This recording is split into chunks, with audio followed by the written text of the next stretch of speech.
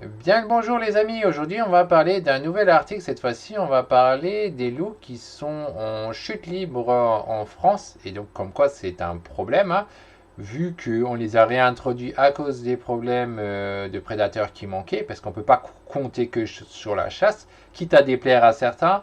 Je pense qu'à un moment il faut comprendre comment la nature elle fonctionne et pas les émotions, hein. C'est la nature, comment elle fonctionne qui est important.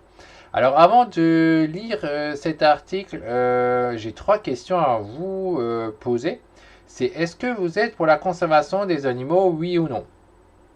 Oui et non. La deuxième question que j'ai à vous poser, c'est est-ce que vous êtes pour le bien-être animal, oui ou non? Et enfin, ma troisième question, c'est est-ce que vous êtes un bienfaiteur, oui ou non? Alors, si vous avez répondu oui à ces trois questions, je vous invite à participer à ma cagnotte dans le cadre de m'aider à propulser en avant, à agrandir mon élevage conservatoire. Là, c'est le bon terme, il faut que je cherche, hein. Vous trouvez le lien en fait en description qui est cliquable. Vous avez aussi l'adresse sur le côté si vous préférez l'écrire. Vous pourrez consulter le site, vous verrez que c'est un site connu et que c'est parfaitement en règle, c'est régulé par l'État. Donc on ne peut pas faire comme on veut, pour ceux qui auraient des doutes, hein. Donc voilà, en fait vous avez quatre choix après. Soit vous laissez les animaux crever, vous faites rien, vous laissez les animaux crever et c'est morose pour les animaux, pour les générations futures, hein. Soit vous faites un partage et c'est déjà une aide en soi et je vous en remercie. Soit vous faites un don et là forcément ça m'aidera plus, hein. Vous faites un don à hauteur qui vous convient ou à hauteur où ça ne vous dérange pas vous en fait. Mais par contre moi ça va beaucoup m'aider dans ma cause et donc, dans le sauvetage des animaux sauvages exotiques. Et le dernier choix, c'est vous faites un partage et vous faites un don, ce qui aidera encore, qui est l'idéal. Parce que là, vous aidez vraiment un maximum de ceux que vous pouvez. C'est vraiment super pour ma cause et donc pour les animaux. Mais tout ça, c'est vous qui voyez. Vous avez ces différents choix. Donc à vous d'agir maintenant. Ok, vous avez fait vos choix, ça a agi ou pas. Tout ça, c'est vous qui voyez. Moi, je vais quand même vous lire l'article et vous dire un peu ce que j'en pense et j'ai des choses à dire dessus. Alors, le titre c'est Animaux. À peine 1000 loups dénombrés en France en 2023 alors que les attaques augmentent. Sniff, selon un communiqué paru ce jeudi, la population de Canadiens a légèrement baissé en 2023 dans l'Hexagone, portant son nombre à 1 millier d'individus. L'estimation du nombre de loups présents en France en 2023 s'est établie à 1003 individus en baisse de 9% sur un an, sur un communiqué publié jeudi par l'Association de défense de la nature. Donc là, on va se demander, mais comment ça se fait que ça a baissé? Ces associations WWF France, la Ligue de protection des oiseaux, LPO, France Nature Environnement, FNO, Pérus, l'Espace et l'Humanité de Biodiversité demandent à l'État de baisser. En conséquence, le nombre de tirs autorisés du prédateur, fixé à 19% de l'effectif. Le chiffre de 1003 a été confirmé par une source administrative proche du dossier. Le nombre d'attaques de loups en hausse. Cette source a toutefois précisé que le plafond des loups pouvant être abattus serait maintenu à 209 loups sur la base de l'arrêté en vigueur. Le pourcentage de 19% de canis lupus pouvant être tués légalement est calculé en vertu de cet arrêté sur la population estimée en fin d'hiver, qui était de 1104, a expliqué la même source.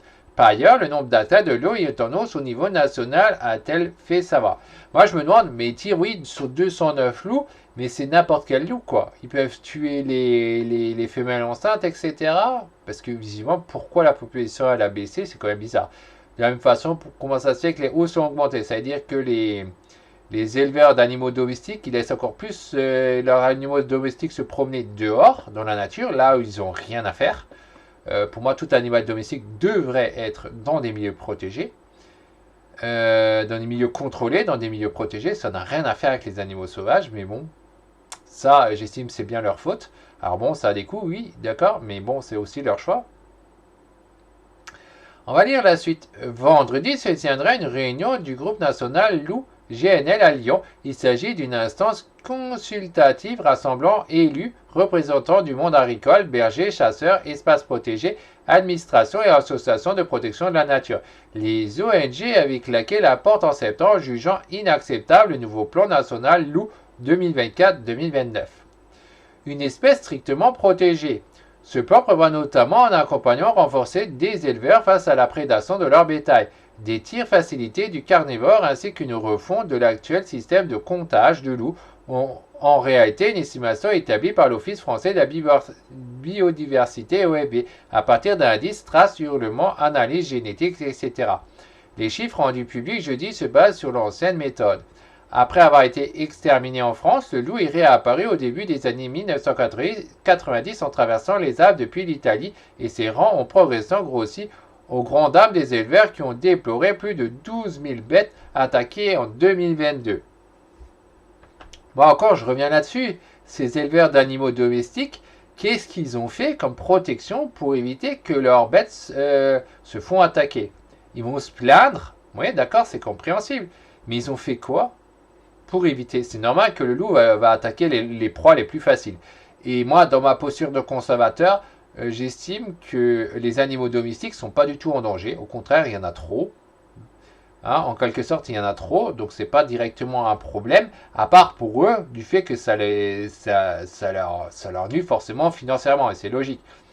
Mais c'est quand même à eux de mettre les mesures pour protéger des animaux externes, des animaux de la nature. Ils n'ont pas, les animaux domestiques n'ont rien à faire dans la nature. Ça devrait être dans des milieux contrôlés, protégés. Donc la suite, ça dit, alors que le loup est une espèce strictement protégée dans l'Union européenne, le nouveau plan loup en France évoque la possibilité de revoir le statut de l'animal. Le gouvernement doit cesser de promouvoir un déclassement du niveau de protection de l'espèce, cette nouvelle estimation venant renforcer le constat qu'elle n'est pas en bon état de conservation, rétorquent les ONG.